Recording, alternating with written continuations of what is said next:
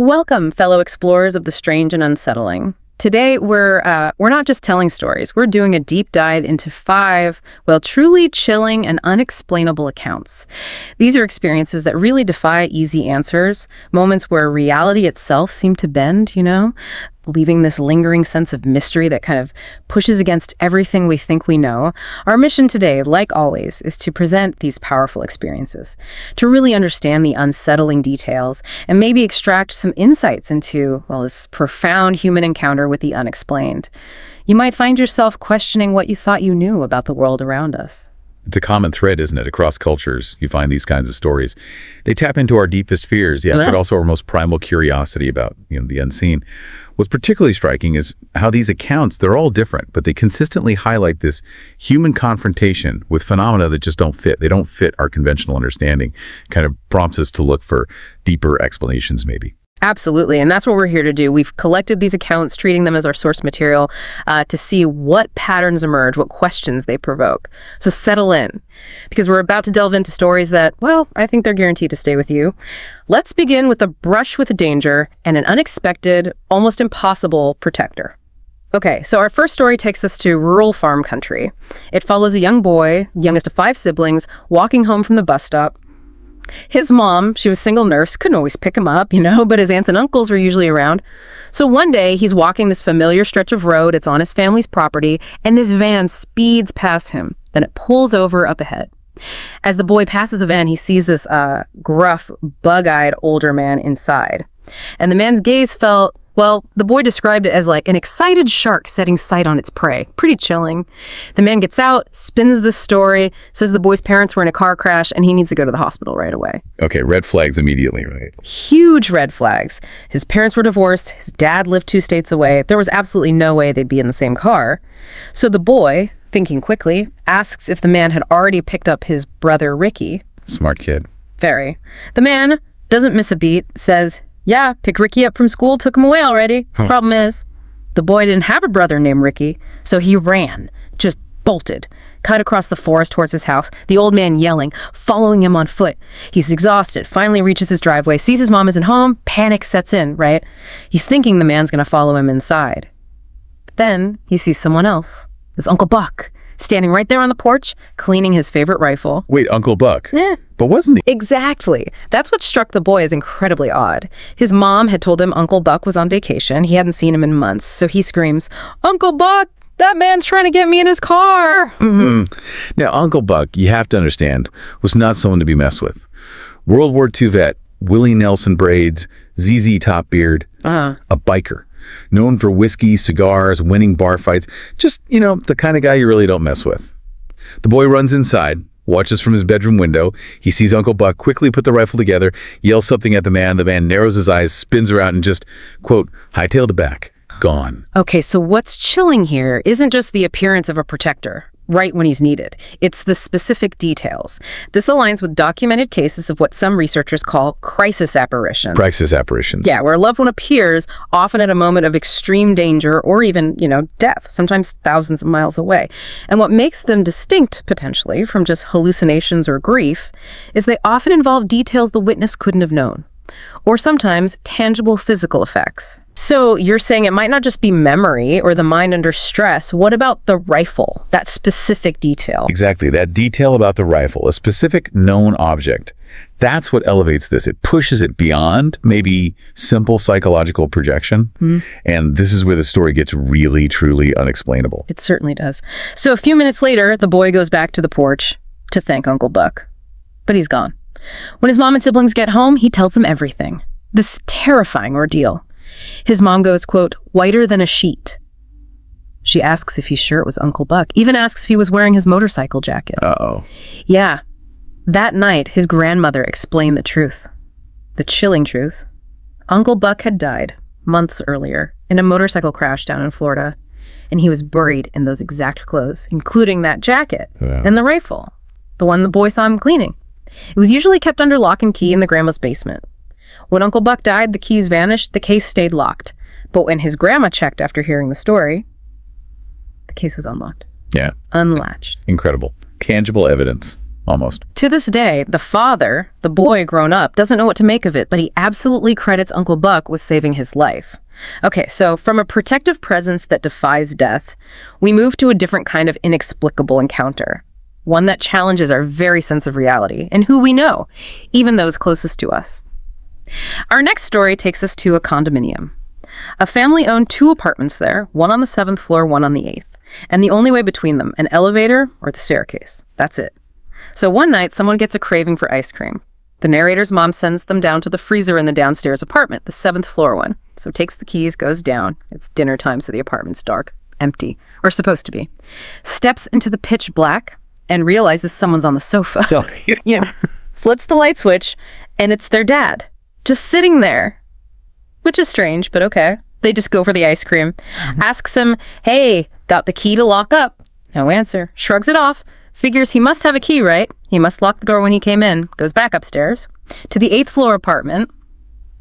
And there, to the narrator's absolute horror, is their dad sitting there eating dinner with the rest of the family. Oh, wait, what? At the same time? Exactly. The narrator panics, asks, how did you get up here so fast? But everyone just insists, what are you talking about? He's been here the whole time. The narrator insists, no, it's not possible. I just saw him downstairs. But nobody believes them. And the narrator is certain, absolutely certain of what they saw. Quote, 100% my father. Described him as kind of fat and has this serious looking face.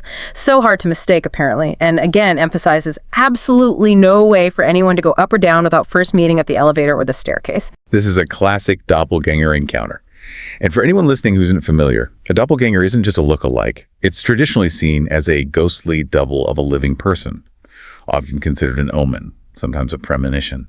Psychologically, encountering your double, or the double of someone close, can trigger things like derealization, where your own reality feels distorted, unreal, and culturally. Yeah. Yeah, seeing the doppelganger has terrified people for centuries, sometimes believed to warn of death, or maybe a profound shift in consciousness, the sheer impossibility of the father being in 2 places at once. It just shatters our expectation of a coherent, singular reality. It's deeply disturbing. It really is the ultimate disruption of logic. And that feeling, that absolute certainty of seeing someone only for them to be somewhere else entirely. That's what makes these stories so deeply unsettling. And the narrator, to this day, still refuses to go down to that 7th floor apartment alone. Can't blame them, really. No, absolutely not. Okay, so if seeing someone in 2 places is unsettling, imagine encountering something that simply shouldn't exist at all. Something deeply rooted in regional folklore, but maybe much more real. Our next account takes us to New Mexico, a place where many claim to have seen skinwalkers. Now, for those unfamiliar, a skinwalker, or Yinablushi in Navajo, it's way more than just a simple boogeyman. It's often described as a sorcerer, someone who's gained the ability to transform into animals, usually through practicing dark magic, violating cultural taboos.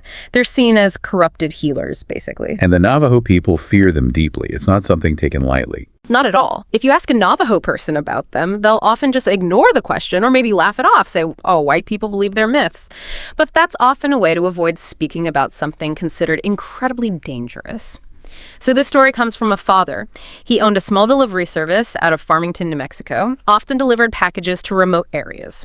One day, a job comes in for Window Rock, Arizona. It's on the Navajo reservation about 2 hours away. The father is with his Navajo friend Travis and Travis's girlfriend. Travis hears Window Rock, mentions he has family there he hasn't seen in ages, suggests they all go. So the narrator, who was just a kid then, maybe 6 or 7, joins them. They decide to make a convoy, separate trucks, use walkie-talkies to communicate.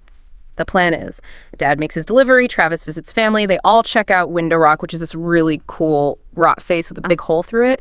The trip to Window Rock, totally uneventful, nothing weird. But on the way home, somewhere on the highway between Window Rock and Gallup, New Mexico, things turned terrifying. It had just rained. The road was slick, so they were driving kind of slow. To their left, sandstone cliffs. To the right, this huge field separated by a barbed wire fence. They crest a hill and see what looks like a dog, a very large dog, sitting on its haunches in the middle of the road facing the cliffs.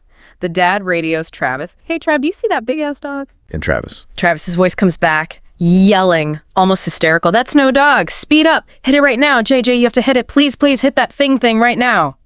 The sheer terror in Travis's voice was just palpable. You could feel it. So they speed up.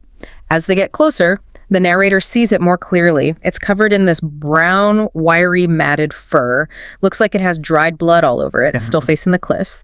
But the moment their headlights hit it, it turns, looks right at them, and it had, quote, an almost human face, described as a mix between a bear and a human face, twisted and distorted and almost in pain. Yeah, that description, the mix of human and animal, that's chilling. And it was huge. Thing huge, the narrator said. Shoulder height with the truck's hood, even sitting down.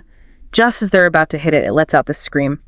Sounded like someone screaming as their lungs filled with water. Wow. Then it rushes backward, leaps over the barbed wire fence, and just vanishes in seconds. Gone. Wow. Travis is back on the radio. Holy sats, keep driving. We have to get out of here. We have to drive faster. Just repeating it, frantic. So they floor it. This account perfectly illustrates the terror, doesn't it? And the cultural weight behind the Skinwalker legend. Travis's reaction. It's immediate. It's visceral. He recognizes it. And his instinct is not just fear, but aggression. Hit it. That tells you something. It speaks volumes about the nature of the threat and his cultural understanding. This isn't just a scary animal. It's something malevolent, something that defies natural law. His reaction is specific to that legend. And that description of the face, a mix between a bear and a human, twisted, distorted, is that a common element in these accounts? This idea of something almost human, but terrifyingly wrong? It is, absolutely. That blend of animalistic and human features is a recurring motif in Skinwalker lore. It goes beyond just seeing faces and patterns, pareidolia. Right. It feels deliberate, unsettling. It plays on our primal unease with things that blur those lines. It highlights the transformation aspect. It's not just an animal. It's believed to be a person in a corrupted, dangerous form. It's unsettlingly specific. So, as they near the outskirts of Gallup, flashing lights, pulled over by a Navajo police officer. Travis pulls over too. The officer comes up, naturally on edge, asks why Travis stopped when he was pulling over the dad's truck, and Travis just says, flat out, we just saw a Skinwalker a few miles back and it's been following us. And the officer's reaction? The officer immediately turns white, stammers something about a verbal warning, gets in his car and takes off. Just gone. Doesn't even question it. Nope. So they did the same, got out of there fast, nothing else was seen that night. But Travis wouldn't let them leave without giving them some kind of Navajo totem thing for protection. Okay, our next account. It delves into a moment of pure trauma and a mysterious intervention. It's a powerful story about, well, maybe the mind's incredible ability to cope. Or perhaps something more. The narrator was 12 years old in the Scouts. They were on the way home from a camping trip. The tire on their cargo trailer blew out. It flipped their van into a ravine, just horrific chaos. But the narrator remained coherent through it all. When everything stopped, they saw their best friend crawling out of a window, so they followed him. The uncle who was driving was lying in the mud about 10 feet away, broken leg. He told the narrator, go to the road, flag down help. The narrator looked around, couldn't see their best friend anymore, but did what the uncle said, got help. Later, at the hospital, nurses and doctors kept asking them to repeat the story over and over. Their mom arrived, and the narrator overheard the doctor telling her something stunning. Of all the people involved in the accident, the narrator was the only one who managed to pull themselves from the wreckage. Everyone else was so badly injured they were either thrown from the vehicle or had to be removed by paramedics. Incapacitated. So the fact that the narrator absolutely insisted, they had followed their friend out, that troubled the medical staff. They checked for head trauma, concussion. And nothing. Nothing. The narrator was miraculously physically uninjured. This is profoundly moving. You're at that threshold of life and death.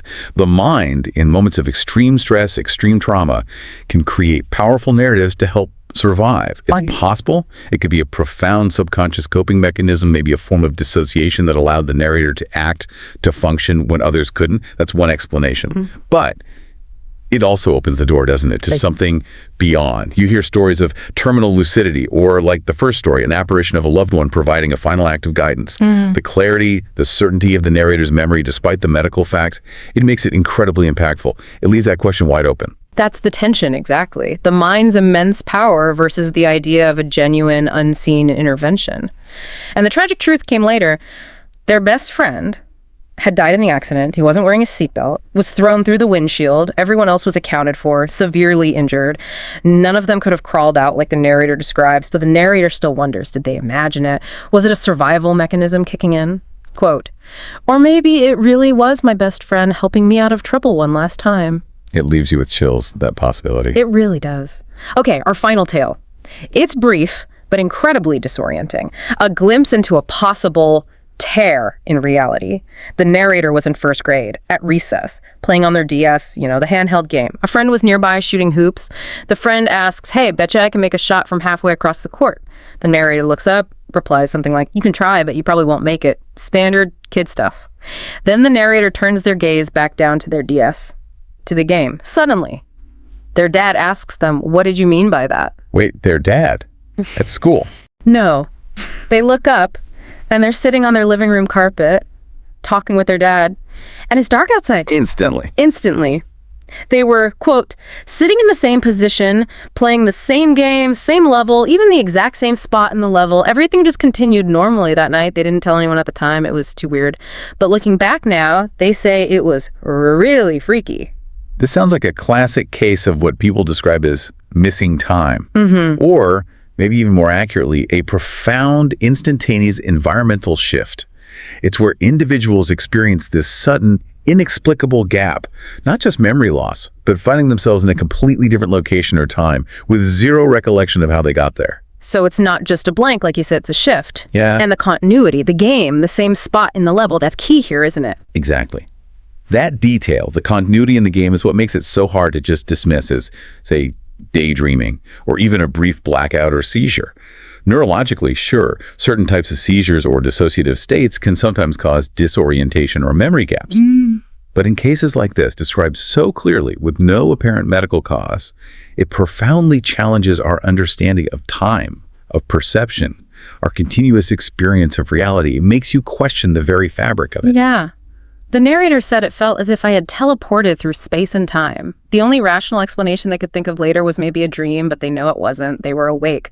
So from spectral protectors and doppelgangers that shatter our sense of self, to cryptid encounters deeply rooted in culture and these inexplicable shifts in reality that just defy time itself, these stories, they leave us with this profound sense of the unknown, don't they? They really do. They remind us that there are experiences out there that defy our logic, our science, sometimes even our deepest beliefs about how the world works. And that's the enduring power of these mysteries, isn't it? In a world that constantly strives for order, for explanation, what do we do with these moments of pure, unadulterated anomaly? Perhaps they serve as a vital reminder, a reminder that the universe, and maybe even our own consciousness, holds far more secrets than we can ever fully grasp. The idea that reality might be more fluid, more permeable than we assume, that's a truly profound thought to grapple with. A chilling thought indeed. What if that veil, the one between our reality and something else, is thinner, maybe more easily pierced than we ever dared to imagine? Thank you for joining us on this unsettling journey into the unexplainable. We hope these accounts and the questions they raise leave you with much to ponder. Until next time, stay curious, be wary of the shadows, and please remember to like, share, and subscribe to our channel, Horror Docx. Goodbye!